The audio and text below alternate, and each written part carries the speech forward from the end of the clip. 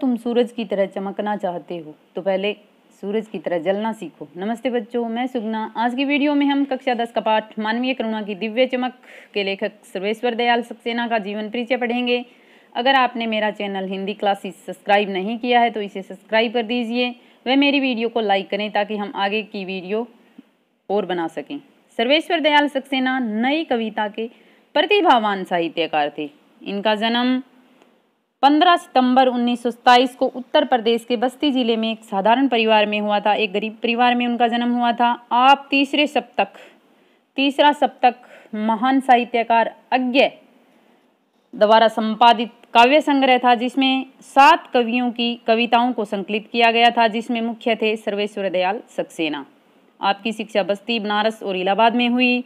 आरंभिक शिक्षा बस्ती में हुई थी, फिर बनारस और इलाहाबाद, जो अब इसका नाम प्रयागराज हो गया है। उन्होंने एमए की डिग्री वहाँ से प्राप्त की थी। कुछ समय तक स्कूल में अध्यापक रहे, क्लर्क भी रहे, परंतु दोनों ही पदों से त्याग पत्र देकर दिल्ली आ गई थी। यानी कि आर्थिक तंगी के कारण उन्होंने कई जगह नौकरी भी की थी, लेकिन अज्ञे के संपर्क में आने के कारण और साहित्य प्रेम उनको दिल्ली ले आया था। दिल्ली में कुछ वर्षों तक आकाशवाणी में समाचार विभाग में काम करते रहे। बाद में दिनमान के उप संपादक रहे। दिनमान एक प्रसिद्ध पत्रिका जिसके वो कई वर्षों तक उप संपादक रहे थे, और प्राग पत्रिका के संपादक बने। प्राग बाल साहित्य पत्रिका थी जिसमें वो संपादक रहे थे। यद्यपि आपका साहित्य जीवन काव्य से प्रारंभ हुआ था, कविताओं से लिखना उन्होंने शुरू किया था, तथापि चर्चे और चरखे स्तंभ में दिनमान में छपे आपके लेख खासे लोकप्रिय रहे। फिर भी गद्य रचनाओं में भी वो बहुत लोकप्रिय रहे थे। आपके साहित्य सृजन में कविता के अतिरिक्त कहानी, नाटक और बाल साहित्य भी सम्मिलित हैं।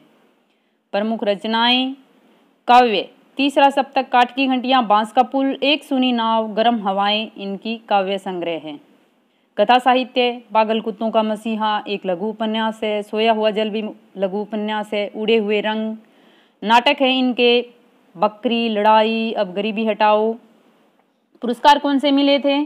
कविता संग्रह खूंटियों पर टंगे लोग के लिए उनको 1983 में साहित्य अकादमी पुरस्कार से सम्मानित किया था, और इसके साथ साथ ही कई प्रसिद्ध और सम्मान भी उनको मिले थे। भाषा शैली सर्वेश्वर एक छोटे से कस्बे से महानगर में आए थे, दिल्ली आकर रहने लग गए थे, लेकिन उनकी भाषा में देशज प्रभाव साफ देखने को मिलता है। भाषा के मर्मज्ञ एवं उच्च कोटि का साहित्य सर्जक होने के बावजूद उन्होंने अपनी भाषा को किसी वायवीय दुनिया से बांधने की कोशिश नहीं की। कहने का तात्पर्य यह है कि भाषा के बहुत बड़े विद्वान थे, फिर भी दुनिया की वाह लूटने के लिए और अपनी विद्वता दर्शाने के लिए उन्होंने जटिल भाषा का प्रयोग नहीं किया। कहने का भाव है कि ऐसी वैसी भाषा का उन्होंने प्रयोग नहीं किया था।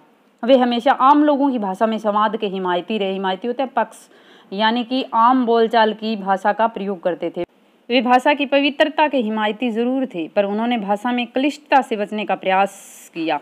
भाषा का शुद्ध रूप लिखना वो सही मानते थे, लेकिन जटिल भाषा और कठिन शब्दों का प्रयोग वे नहीं करते थे। साहित्य की दुनिया से जुड़े होने के बावजूद उन्होंने पत्रकारिता के क्षेत्र में जो भी लिखा वह उनके सहज एवं प्रभावपूर्ण भाषा शैली का उदाहरण बन गया, यानी कि सरल, सहज और प्रभावपूर्ण भाषा शैली उनकी थी। सर्वेश्वर अपनी बात पाठक के मन में उतारते चलते हैं, बतियाते हुए। कहने का भाव है कि वर्णनात्मक और संवादात्मक शैली में वो लिखते थे, और उनकी जो साहित्यिक विशेषताएं थी, लोक दर्शन, उन्होंने अपने साहित्य में लोक जीवन का बड़ा सुंदर और स्वाभाविक चित्रण किया है। करुणा व हताशा के कवि और लेखक थे वो, इसलिए उनकी रचनाओं में मध्य वर्ग के कुंठा, पीड़ा, दर्द और हताशा का वर्णन हमें देखने को मिलता है। प्राकृतिक सौंदर्य का वर्णन, प्रकृति के उपादानों का सहज वर्णन उनकी रचनाओं में हम देख सकते हैं। व्यंग्यात्मकता, उनका साहित्य व्यंग्य प्रधान है। असामाजिकता पर, शोषण करने वालों पर उन्होंने गहरी चोट की है। आशा है कि आपको लेखक परिचय समझ में आ गया होगा। घर रहें, स्वस्थ रहें। धन्यवाद।